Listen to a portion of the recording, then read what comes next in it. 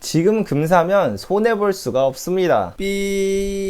여러분의 투자 첫걸음을 만들어줄 투스텝의 양별입니다. 이번 영상은 지난 영상에서 마지막에 던진 질문에 대한 답을 드리는 영상입니다. 지난 영상을 못 보신 분들을 위해 지난 영상의 간단한 요약과 마지막 질문을 설명드리면, 미국의 대형 기관들은 현재의 포지션을 분기별로 투명하게 밝혀야 되는데요. 얼마 전 2분기 발표가 있고 워렌 버핏을 포함한 대다수의 대형 기관들이 금을 사고 있었음을 알게 되었습니다. 물론 워렌 버핏이 투자한 것은 금광회사이고 비중도 매우 적다는 것은 이미 지난 영상에서 밝혔었습니다. 제가 영상의 마지막에 이런 말을 했었죠. 세계에서 제일 큰 해지 펀드도, 세계에서 제일 큰 투자 은행들도 투자의 대가 워렌 버핏도 투자하고 있는 금, 이들은 현재 무엇을 보았길래 이렇게 금을 사고 있는 것일까요? 이것에 대한 대답은 세계 최대 해지 펀드인 브릿지워터의 보고서를 통해 알 수 있다고 생각합니다. 이 영상은 일종의 작은 시리즈물이기 때문에 이전부터 계획되어 있던 영상이지만 밀려있던 컨텐츠들로 인해 이제야 만들게 되었습니다. 근데 문제는 바로 며칠 전 내일은 투자한 김단태님께서 이 주제를 다루셔서 마치 표절 같은 느낌이 들어 찝찝한 마음은 있지만, 어쨌든 이전부터 계획했던 컨텐츠이고 시리즈니 저는 제 방식대로 영상을 제작했습니다. 따라서 이 부분은 이해하고 봐주시면 감사하겠습니다.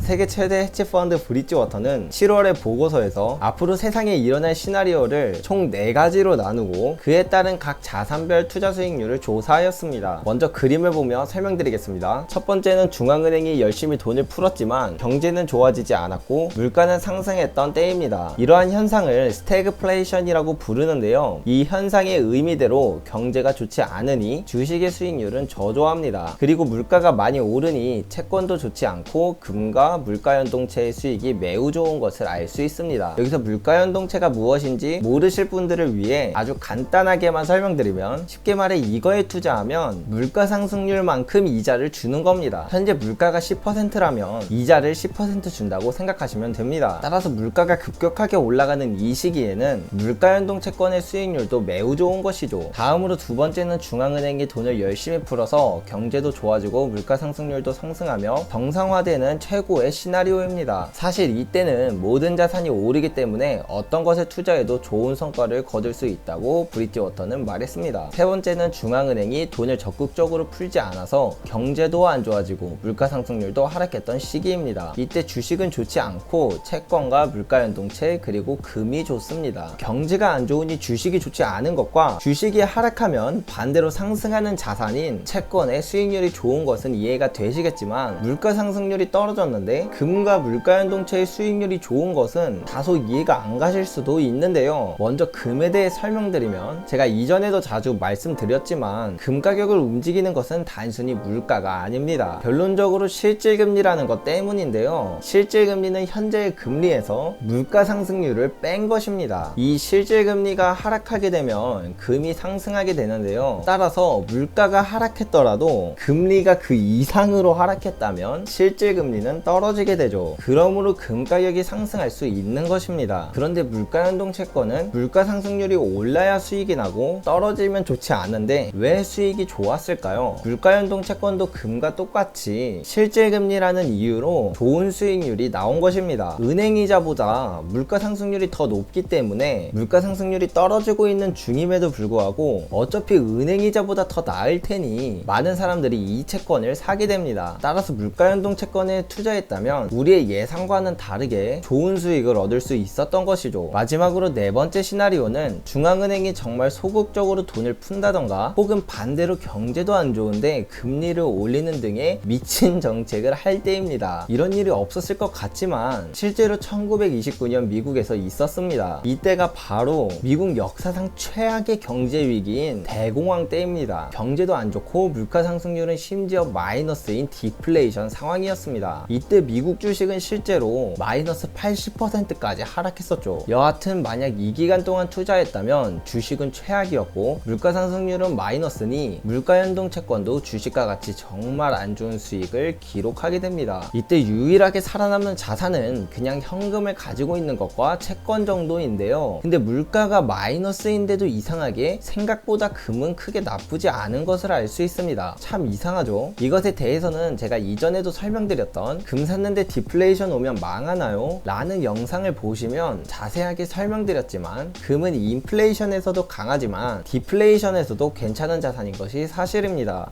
자, 여기까지 각 시나리오별 자산 수익률을 알아보았는데요. 이제 가장 가능성 있는 시나리오가 무엇인지에 대해 브릿지워터와 저의 생각을 말씀드리겠습니다.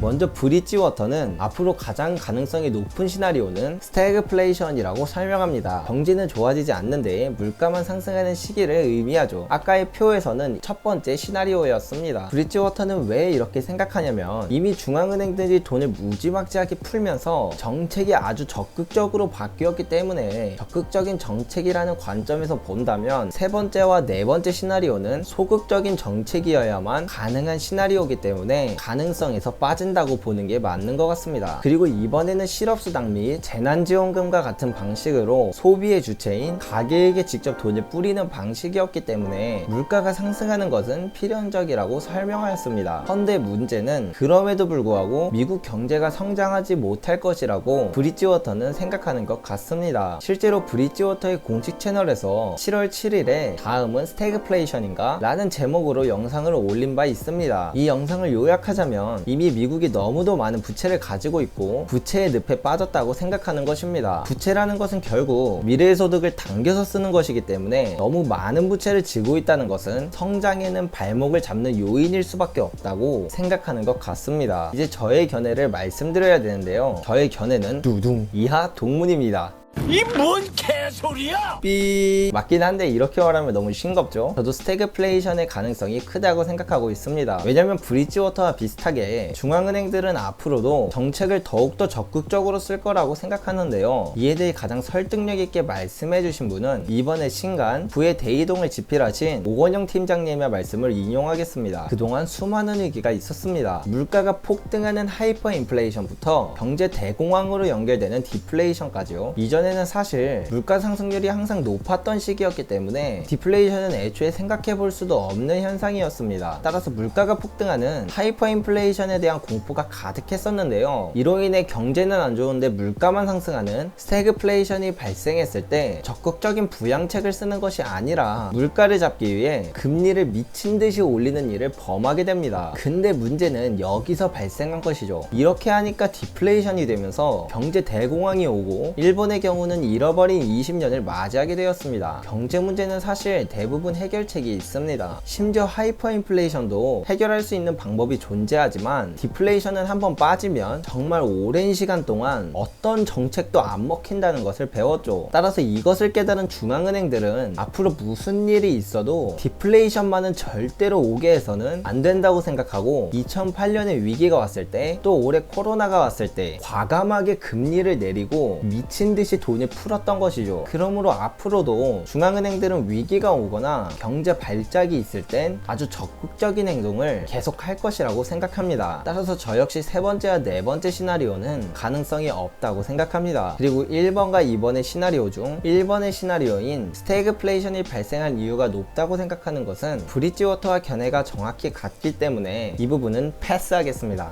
패스! 자, 그러면 1번과 2번의 가능성을 크게 두고 본다면 어떤 자산에 투자하는 것이 좋을지 봅시다. 먼저 주식은 모든 것이 다 잘 해결될 때는 좋지만 스태그플레이션에서는 모든 자산 중 가장 안 좋은 것을 알 수 있습니다. 따라서 주식에 투자하는 것은 사실 도박에 가깝다고 볼 수 있습니다. 이와 비슷한 이유로 채권도 마찬가지죠. 그러면 두 가지 경우에서 수익이 가장 좋은 것은 물가연동 채권과 금입니다. 사실 세 번째 시나리오까지 따져도 물가연동 채권과 금은 꽤 좋은 투자임을 알 수 있죠. 그런데 문제는 아주 만약에 네 번째 시나리오인 대공황급 디플레이션이 온다면 물가연동 채권은 주식만큼 최악의 결과를 얻게 됩니다. 하지만 금은 크게 손해도 아닌 정도죠. 그러므로 딱 하나만 투자한다면 저는 금에 투자하는 것이 가장 좋다고 생각합니다. 근데 가장 좋은 것은 물가연동 채권과 금 모두에 투자하는 것이겠죠. 삐 지난 영상에서 세계 최대 헤지 펀드인 브릿지워터는 무엇을 보았길래 금의 20%나 투자하고 있는지를 이제 아셨을 것이라고 생각합니다. 여러분은 어떤 시나리오가 가장 가능성이 높다고 생각하시나요? 오늘도 영상 끝까지 시청해주셔서 정말 감사합니다. 이상으로 투스텝의